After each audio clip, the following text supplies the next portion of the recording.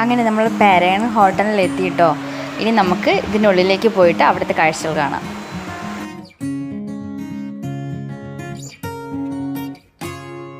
അത്യാവശ്യം നല്ല തിരക്കുണ്ടായിരുന്നു. നമ്മൾ വന്ന് ടേബിളിൽ ഇരിക്കുമ്പോൾ തന്നെ നമുക്ക് സൈഡ് ഡിഷ് എല്ലാം കൊണ്ടുവച്ച് തരും. അച്ചാർ, ചമ്മന്തി, പിന്നെ ഈ സലാഡൊക്കെ ഭയങ്കര ടേസ്റ്റാണ് കേട്ടോ. ഒരു രക്ഷയില്ലാത്ത ടേസ്റ്റ് എന്ന് വേണമെങ്കിൽ തന്നെ പറയാം. അങ്ങനെ നമ്മുടെ ബിരിയാണി എത്തി. ഇനി നമ്മൾ ബിരിയാണി കഴിക്കാൻ പോവാണ്. സത്യം പറഞ്ഞാൽ ബിരിയാണി കൊണ്ടുവന്നപ്പോൾ തന്നെ അത് കണ്ട് എൻ്റെ മനസ്സും കണ്ണും ഒക്കെ നിറഞ്ഞു.